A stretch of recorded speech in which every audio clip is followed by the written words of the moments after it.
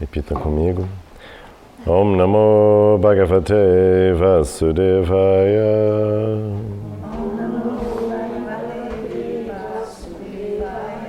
Om Namo Bhagavate Vasudevaya.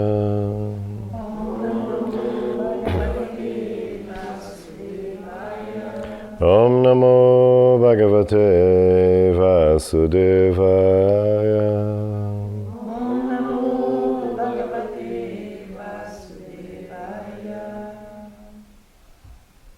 Srila Prabhupada ki jai, Srimad Bhagavatam ki jai, Namo Vishnupada Krishna Buddha Simati Ridananda Das Goswami Dinamine. Namaste, Namaste Prabhupada. Pramodaya Dustasiddhanta Nasini.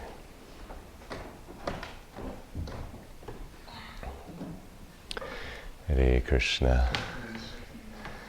Então é com muita gratidão que a gente está hoje fazendo a aula número 100 da Uddhava Gita. A gente chegou em 100. Legal. Tem verso hoje? Não, hoje não tem, porque a gente vai continuar no verso da aula passada. Então é isso, uma jornada muito gostosa. O Uddhava Gita é um dos grandes textos mais importantes de Krishna, dos ensinamentos de Krishna. Praticamente o segundo mais importante, depois da Bhagavad Gita. E é um texto que chega a ser mais profundo do que a Bhagavad Gita. Bhagavad Gita tem 18 capítulos. E o Uddhava Gita, se eu contei certo, são 34 capítulos. A gente acabou 4 capítulos. A gente está acabando ainda o 4º capítulo. Levou 100 aulas. A gente está fazendo a coisa com carinho, né? A gente está se aprofundando. Então, meu objetivo é, deixar registrado, disponível no YouTube, um curso que talvez, já é um dos mais longos, dedicados ao estudo profundo dos ensinamentos de Krishna, da cultura védica, que tem online. E a gente está só começando, então daqui a, se Krishna permitir que a gente fique vivo fazendo isso, vão ser centenas e centenas. Então vai ser um curso assim para quem assistir tudo, Tem gente que escreve, já está acontecendo já, tem gente que bota assim no Facebook, aqueles eventos de vida, sabe, do Facebook. Aí vai, comecei a assistir o Uddhava Gita, Eles começam no número 1. Aí eles botam evento de vida.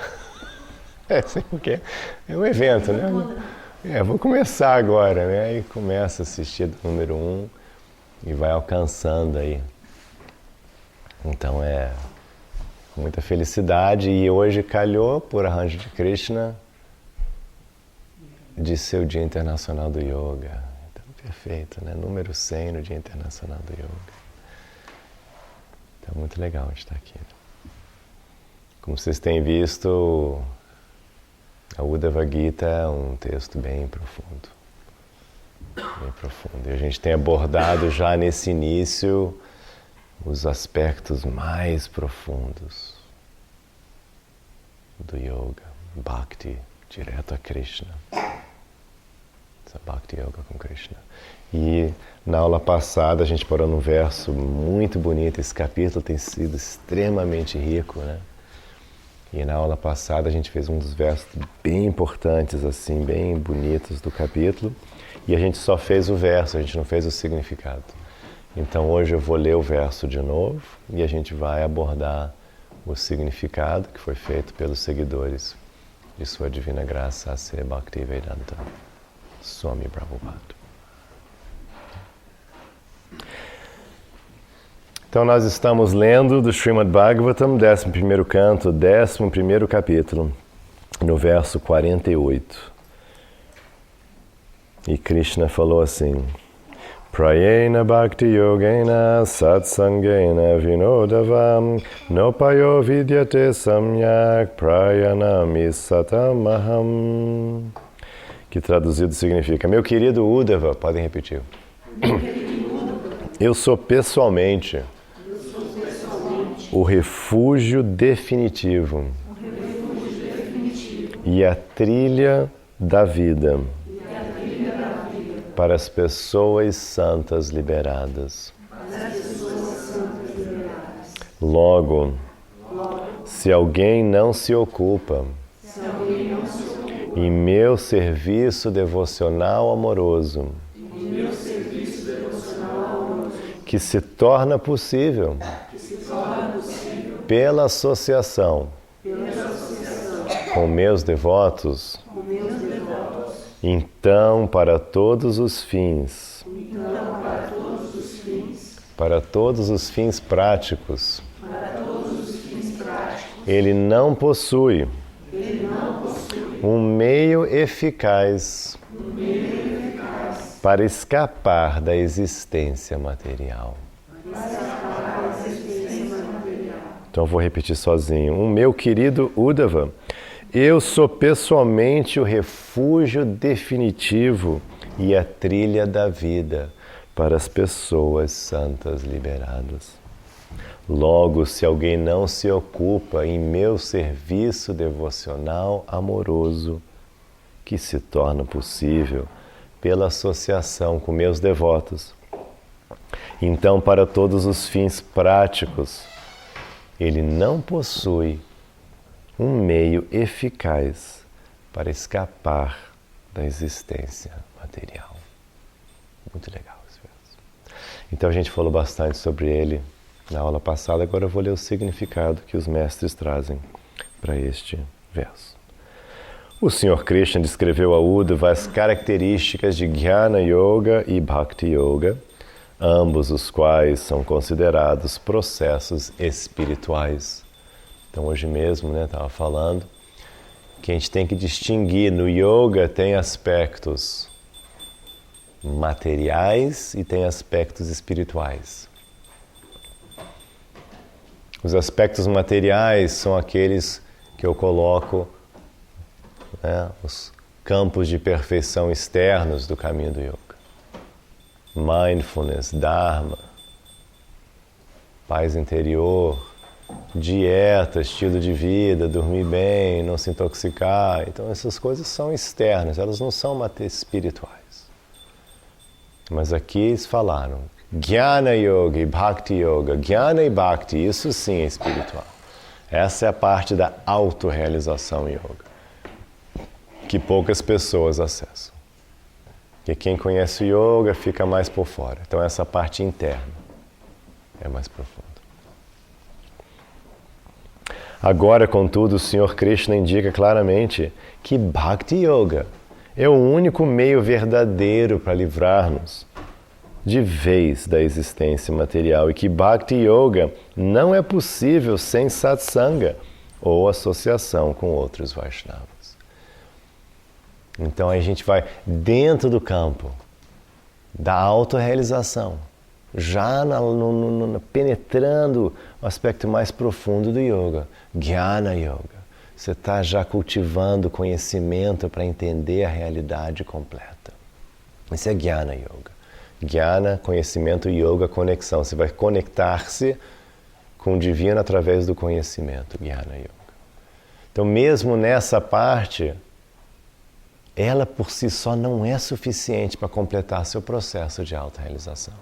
Você precisa ativar o último e mais elevado aspecto, Bhakti. Bhakti Yoga, Yoga da devoção, o coração. É como eu explico, Jnana é para ajudar você a despertar Bhakti. Porque você não pode amar quem você não conhece, você não pode amar se você não se conhece. Então, conhecimento para você abrir o caminho do amor. Então é só com Bhakti, nesse verso que a gente está falando, olha, só com Bhakti que você vai finalizar o seu processo de autorrealização. Só Jnana e o resto todo não é o suficiente. Você ainda vai ficar aqui perambulando aqui dentro do universo. precisa ter jnana, precisa ter bhakti. E que bhakti vai ser ativado satsanga, quando você começa a se aproximar de outros devotos Vaishnavas, que estão falando de devoção. Como Prabhupada falou, que são viciados em Krishna. Prabhupada usava esse termo assim. Você tem que procurar quem é viciado em Krishna. Quem está toda hora falando de Krishna. Toda hora cantando o nome de Krishna. Toda hora oferecendo comida a Krishna e servindo Krishna. E adorando Krishna no altar. Então você tem que procurar quem é viciado em Krishna. Aí Prabhupada falava assim, essa pessoa assim, aí ela pode te passar Krishna.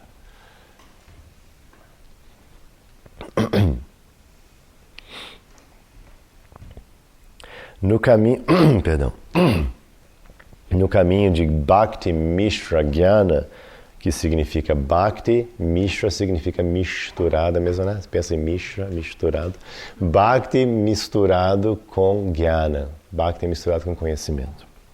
No caminho de Bhakti Mishra Jnana, ou especulação sobre a verdade absoluta mesclada com devoção, a pessoa ainda é afetada pelos 3 modos da natureza material. A alma pura, liberada de todas as qualidades materiais, não tem tendência nem desejo de se ocupar em especulação filosófica, austeridades severas ou meditação impessoal. Então essa é a diferença. Quem está na plataforma de Jnana, ele vai ainda ficar na dúvida. Ele não vai entender. Krishna explica assim na Bhagavad Gita. Quem está no processo de Jnana, mas não fechou ainda tudo, ele fica na dúvida. Será que eu sou Deus? Quem é Deus? Será que Deus é energia? Deus é uma pessoa? Fica na dúvida. Está especulando ainda, está tentando entender. E a matéria espiritual, ela é outra coisa, é diferente de mim, é igual a mim. Você é igual a mim, é diferente. Está especulando. Então essa especulação filosófica. Agora já não é muito popular essa outra parte, austeridades severas. Então na tradição mais antiga, né, quando você estuda mesmo, os grandes yogis do passado, então você via que aqueles que não ativavam bhakti, que não fechavam o conhecimento completo, eles se dedicavam a austeridades severas, né? Então só comendo pouquíssimo, né? Praticamente assim, quase nada, e morando no mato, numa caverna, no frio, mantendo posturas. Você vai ver nos textos do Bhagavatam, às vezes eles ficavam em posturas bem dolorosas, como tipo em pé numa perna só.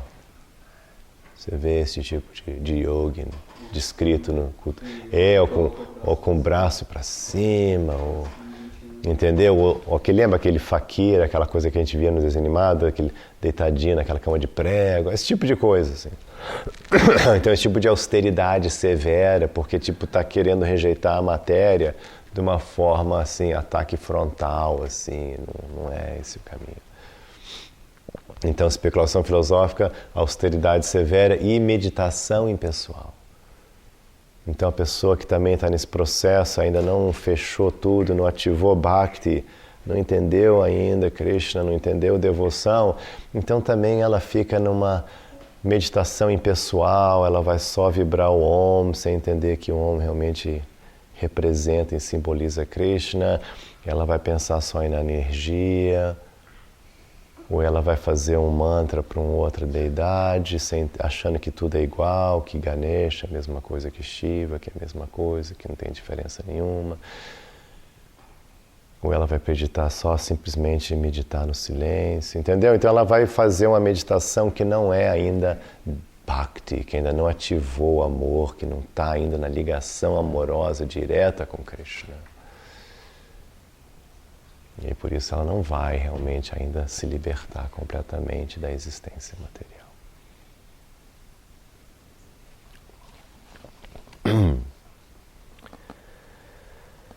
A alma pura simplesmente ama Krishna e quer servi-lo sempre. Jivera Swarupa Raya Krishnera Nitya Dasa.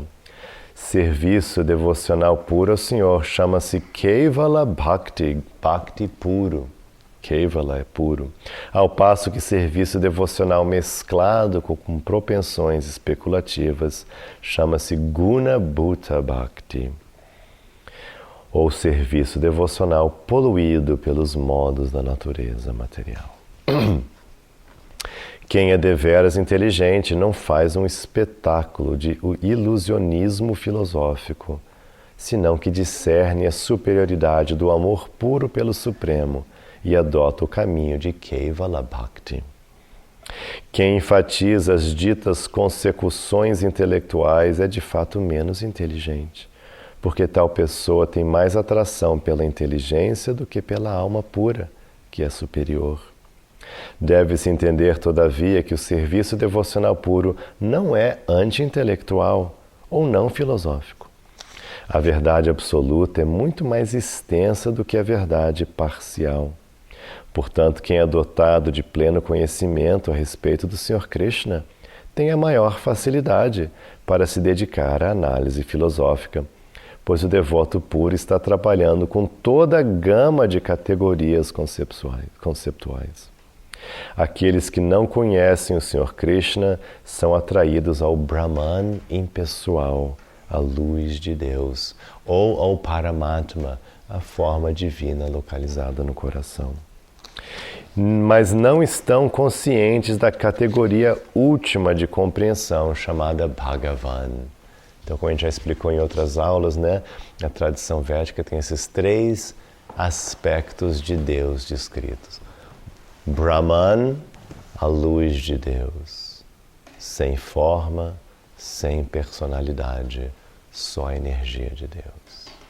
Paramatma já tem forma, tem a energia, mas não tem a personalidade de Deus. E depois Bhagavan. Bhagavan é forma, energia e personalidade. É o aspecto completo de Deus, Bhagavan. Então, esses 3 aspectos são explicados na cultura védica. E o chamado, justamente, é para você se conectar a Bhagavan. E a nível de Bhagavan, tem diferentes personalidades de Deus. Tem Nrsingadeva, tem Rama, tem...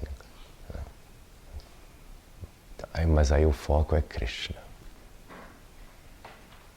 Que dessas todas, o chamado Krishna veio para convidar a gente para se conectar a Ele, que seria o Avatari, a fonte de todos os outros avatares, a essência última, a personalidade de Deus mais completa. Krishna. Então são os níveis, para você ir entendendo.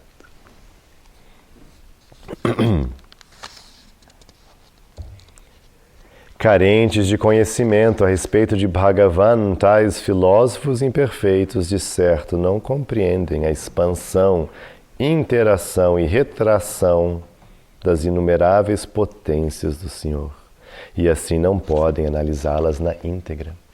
Aceitando fielmente tudo o que o Senhor Krishna diz como a verdade absoluta, chega-se à plataforma madura de filosofia e alcança-se o conhecimento perfeito. Além da compreensão filosófica ou intelectual, o serviço devocional puro também concede todos os outros benefícios da vida, tanto materiais como espirituais. Portanto, quem aceita, seja por que motivo for, um processo diferente do serviço devocional, Bhakti, infelizmente compreendeu mal a natureza do serviço devocional puro ao Sr. Krishna. Enfatiza-se nesta passagem que se deve cultivar o serviço devocional na associação de outros devotos. Por outro lado, o processo de Jnana Yoga é cultivado sozinho, porque até mesmo para 2 especuladores mentais é difícil permanecer juntos sem que sua associação degenere em discussão constante. Outros processos de autorrealização comparam-se às papilas do pescoço do bode. Eles parecem exatamente como papilas, mas não dão leite de espécie alguma. A este respeito, Srila Vishwanath Chakravarti Thakur citou os seguintes versos falados por Sri Uddhava, Shukadeva Goswami e Narada Muni, respectivamente. Então a gente vai ler 3 versos agora para encerrar o significado.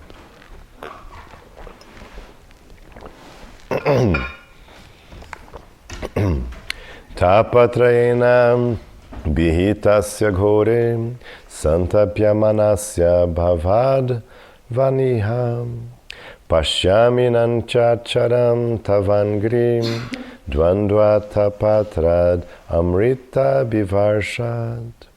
Meu querido Senhor, para quem está sendo cruelmente queimado no fogo abrasador das misérias materiais, por ter caído na rede da existência material, não vejo nenhum outro abrigo possível além de teus pés de lótus, que são uma chuva de néctar que extingue o fogo do sofrimento.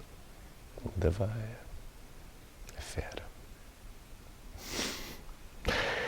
Srimad Bhagavatam 11, 19, 9.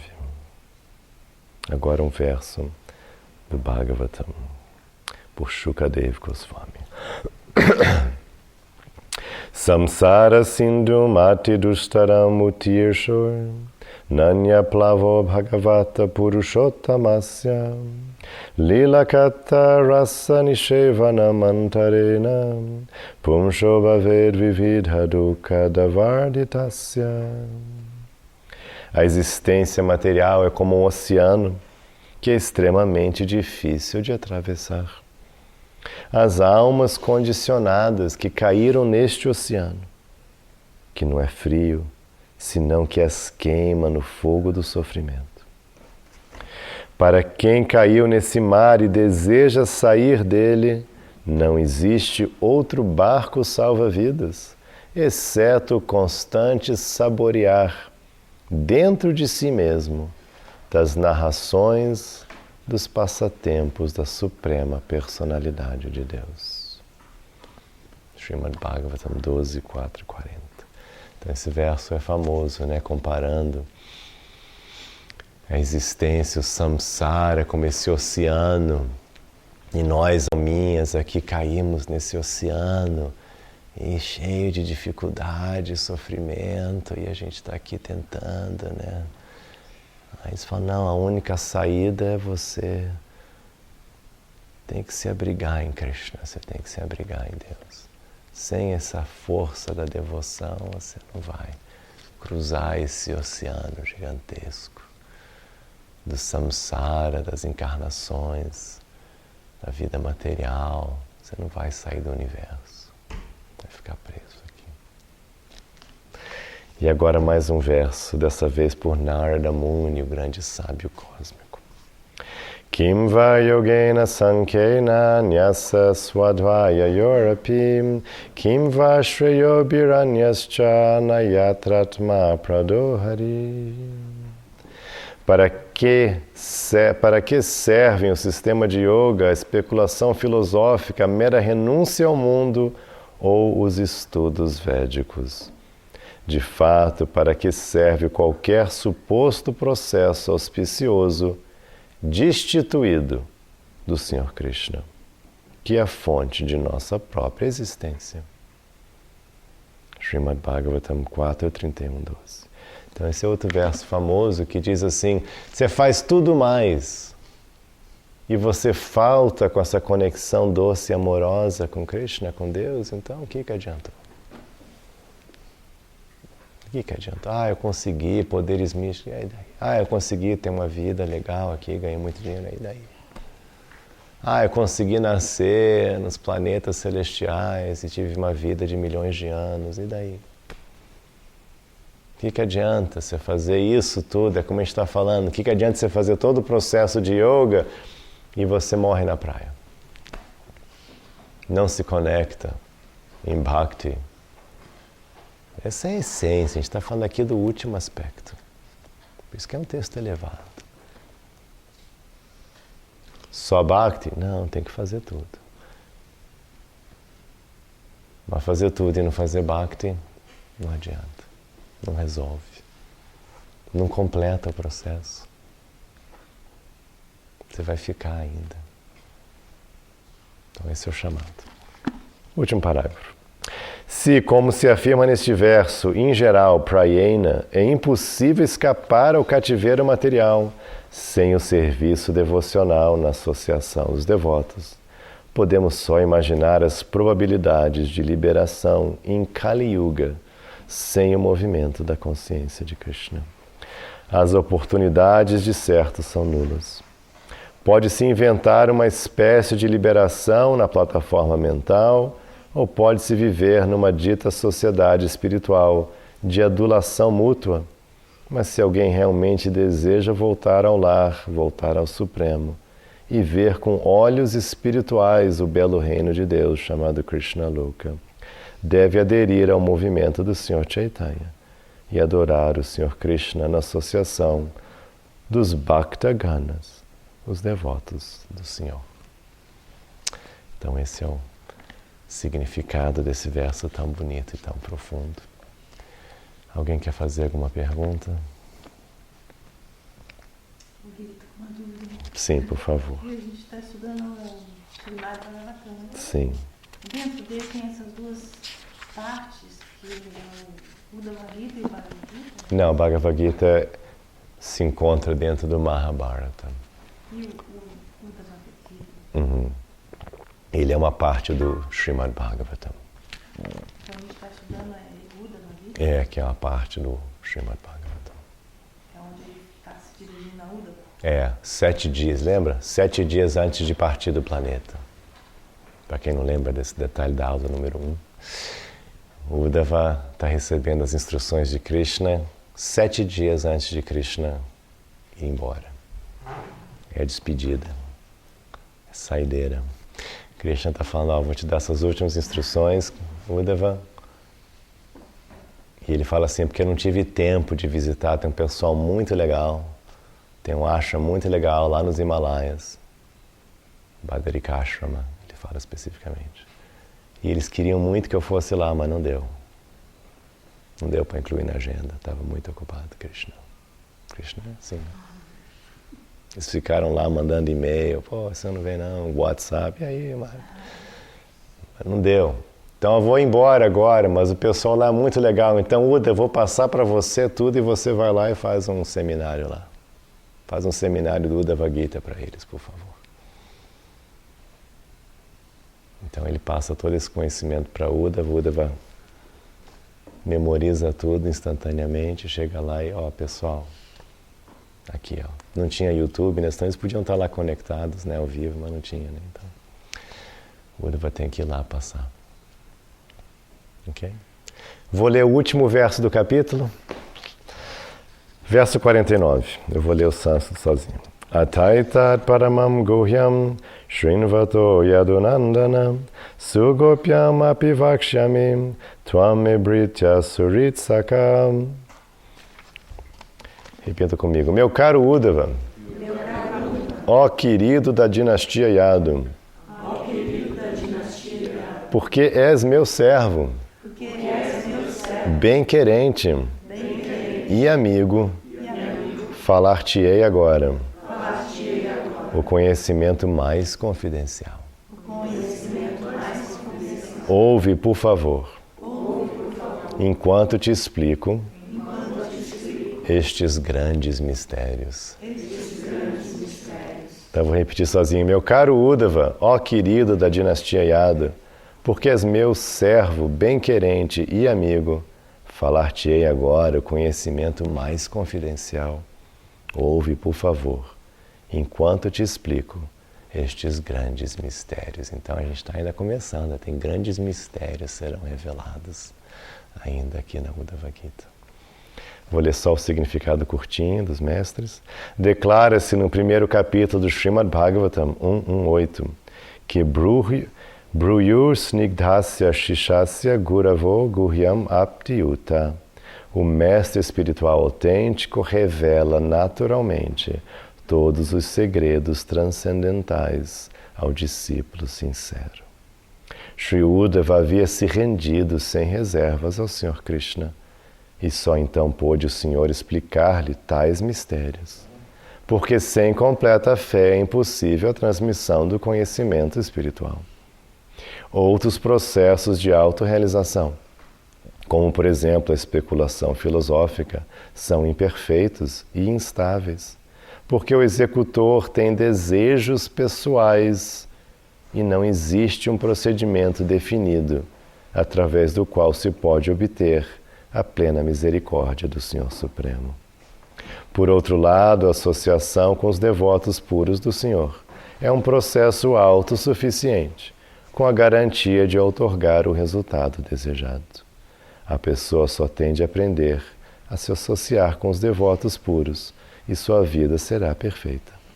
Esta é a essência deste capítulo. Neste ponto encerram-se os significados apresentados pelos humildes servos de Sua Divina Graça, A.C. Bhaktivedanta Swami Prabhupada, referentes ao 11º canto, 11º capítulo do Srimad Bhagavatam, intitulado Os Sintomas das Entidades Vivas Condicionadas e das Liberadas. Então é isso, agora a gente vai começar o capítulo 12 na próxima aula. Todo 11? Terminamos o capítulo 11, só faltam 30 capítulos agora. Alguém quer fazer um último comentário, alguma pergunta?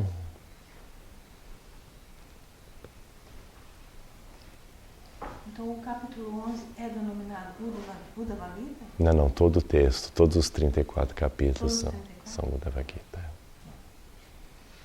Você sabe o que é Swaha? Swaha. Me pegou, não sou muito bom de sânscrito. Só sei que a gente usa na entrega. A gente fala como entrega. Essas 3 últimas leituras que tem aí, eu participei de uma cerimônia de fogo. Sim, a gente faz aqui. É, Quando a gente entrega, a gente fala Swaha. Quando a gente faz o Agnihotra, a gente usa assim. Esses 3 últimos. Swaha, sim. Uma pergunta mais fácil?